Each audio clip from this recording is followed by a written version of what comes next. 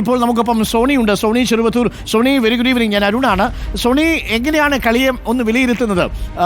Hitman ഹിറ്റായി എന്നൊക്കെ പറയുമ്പോഴും ബൗളിംഗ് ടീമിന്റെ പെർഫോമൻസ് കൂടി നമ്മൾ കണക്കിലെടുക്കണം.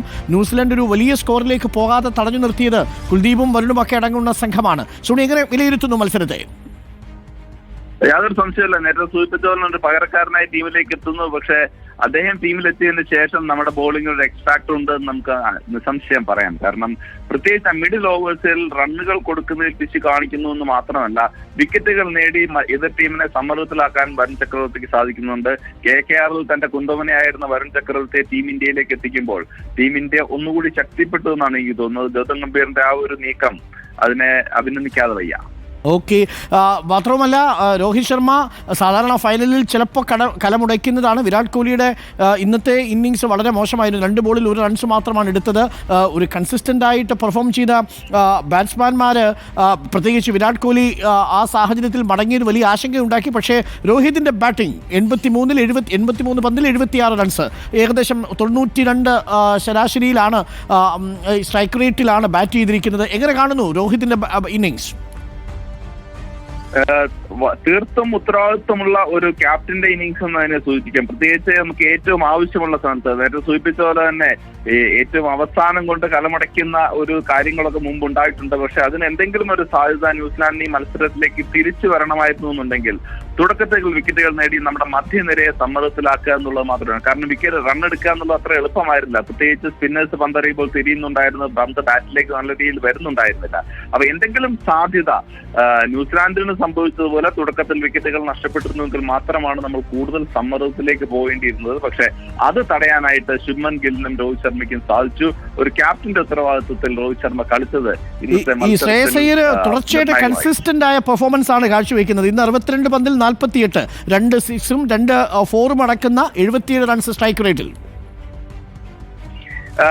ശ്രേയസ് അയ്യറിനെ പോലൊരു താരത്തിന് പ്രത്യേകിച്ച് സ്പിന്നിനെതിരെ ടീം ഇന്ത്യയുടെ ഏറ്റവും മികച്ച താരം ആരെന്ന് ചോദിച്ചാൽ അത് ശ്രേയസ് അയ്യർ തന്നെയായിരിക്കും. ഷോർട്ട് ബോളിങ്ങിനെ അല്ലെങ്കിൽ ഫാസ്റ്റ് ബോളിങ്ങിനെ അദ്ദേഹം എത്രത്തോളം സമർത്ഥമായി നേരിടുമെന്നൊക്കെയുള്ള ചോദ്യചിഹ്നങ്ങളുണ്ട്. പക്ഷേ ദുബായിലെ സാഹചര്യങ്ങൾ ശ്രേയസ് അയ്യറിനെ പോലെ സ്പിന്നിനെ ഇഷ്ടപ്പെടുന്ന, സ്പിന്നിനെതിരെ കൂറ്റിനടികൾക്ക് സാധിക്കുന്ന ഒരു താരത്തിനെ സംബന്ധിച്ചിടത്തോളം ഏറ്റവും അനുകൂലമായ സാഹചര്യമായിരുന്നു. അദ്ദേഹത്തെ കൃത്യമായി ഉപയോഗിക്കാൻ ടീം ഇന്ത്യക്ക് സാധിച്ചു എന്നുള്ളത് നമ്മൾ എടുത്തു പറയേണ്ടത്. അത് മാത്രമല്ല, നമ്മുടെ ബാറ്റിംഗ് ലൈനപ്പിലെ ആ ഒരു ഫ്ലെക്സിബിലിറ്റി ഇന്നും നോക്കുക, എന്തെങ്കിലും ഒരു ബുദ്ധിമുട്ടുണ്ടാവുമെന്ന് കാണുന്ന സമയത്ത് ഒരു ഇടങ്കയ്യൻ ബാറ്ററെ അക്ഷർ പട്ടേലിനെ നേരത്തെ കയറ്റിവിടാൻ, അത് ഹർദിക് പാണ്ഡ്യയ്ക്കും ഒരു ഉത്തരവാദിത്തമുള്ള മറ്റു ബാറ്റ്സ്മാൻമാർക്ക് മുകളിൽ പോലും അക്ഷർ പട്ടേലിനെ ഇറക്കാൻ നമുക്ക് കാണിക്കാൻ സാധിക്കുന്ന ആ ഒരു ഫ്ലെക്സിബിലിറ്റി എനിക്ക് തോന്നുന്നു ടീം ഇന്ത്യയുടെ വിജയത്തിൽ നിർണായകമായിട്ടുണ്ട്. Thank you Soni Cheruvathur. Congrats team India. നമുക്കൊപ്പം സോമേഷ് പുരിവല്ലൂരും ഒപ്പം അനൂപും ചേരുന്നുണ്ട്. സോമേഷ്, ആധികാരികമായ വിജയം എന്ന് തന്നെയാണ് എല്ലാവരും പറയുന്നത്. ക്യാപ്റ്റന്റെ ഉത്തരവാദിത്വമുള്ള ഇന്നിംഗ്സാണ് രോഹിത് ശർമ്മ കളിച്ചത്. ഒരുപക്ഷേ രാഹുൽ തുടക്കത്തിൽ വീണു പോയിരുന്നെങ്കിൽ, വിരാട് കോഹ്ലി വീണുപോയ സാഹചര്യത്തിൽ നമുക്ക് 281 അത്ര വലിയ സ്കോർ അല്ലെങ്കിൽ പോലും പിന്തുടരാൻ ബുദ്ധിമുട്ടായിരുന്നു. രാഹുലിന്റെ ഇന്നിംഗ്സ് എടുത്തു തന്നെ പറയണം, അല്ലേ? ഉറപ്പായും രോഹിത് ശർമ്മയുടെയും ഒപ്പം തന്നെ ശ്രേയസ് അയ്യരുടെയും KL രാഹുലിൻ്റെയും പ്രകടനമാണ് ഇന്ത്യൻ ബാറ്റിങ്ങിൽ എടുത്തു പറയേണ്ടത്. രോഹിത് ശർമ്മയുടെ കാര്യം പറയുകയാണെങ്കിൽ, രോഹിത് ശർമ്മ ധോണിക്ക് ശേഷം ഇന്ത്യ കണ്ട മികച്ച ഏകദിന അല്ലെങ്കിൽ 2020 വൈറ്റ് ബോൾ ക്യാപ്റ്റന്മാരിൽ ഒരാളായി മാറിയിരിക്കുന്നു. 2024 T20 വേൾഡ് കപ്പ്, കഴിഞ്ഞ വർഷമാണ് 2020 വേൾഡ് കപ്പ് ഇന്ത്യ നേടിയത്. ഈ വർഷം ഒരു ICC ടൂർണമെൻറ്റിൽ കൂടി രോഹിത് ശർമ്മയുടെ ക്യാപ്റ്റൻസിലൂടെ ഇന്ത്യ നേടിയിരിക്കുന്നു. ഇതിൽ 2023 നമുക്കറിയാവുന്ന പോലെ 2023 ആ ഏകദിന ലോകകപ്പ് മാത്രമാണ് രോഹിത് ശർമ്മയ്ക്ക് ഫൈനലിൽ നഷ്ടമായത്. അതും ഫൈനലിൽ എത്തിയിരുന്നു.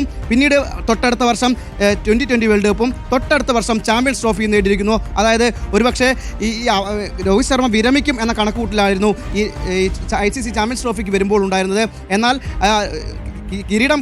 ടീമിന് ഒരു കിരീടം നേടിക്കൊടുത്തുകൊണ്ടാണ്, ടീമിന് കൃത്യമായ ഒരു കിരീടം നേടിക്കൊടുത്തുകൊണ്ടാണ് രോഹിത് ശർമ്മ ഈ സമയത്ത് നിൽക്കുന്നത്. Okay, thank you. രോഹിത് ശർമ്മയുടെയും രാഹുലിൻ്റെയും പെർഫോമൻസ്, ഒപ്പം വരുണിൻ്റെ ബൗളിംഗ് പെർഫോമൻസ്, ശ്രേയസ് അയ്യരുടെ ബാറ്റിംഗ് പെർഫോമൻസ്, കുൽദീപ് യാദവിൻ്റെ അടക്കമുള്ള ബൗളിംഗ് ഡിപ്പാർട്ട്മെൻറ്റിൻ്റെ കൺസിസ്റ്റൻ്റ് ആയ പെർഫോമൻസ് ഇന്ത്യയുടെ 3ാം ചാമ്പ്യൻസ് ട്രോഫി വിജയം ഉറപ്പുവരുത്തിയിരിക്കുന്നു. അനൂപിലേക്ക് തിരിച്ചു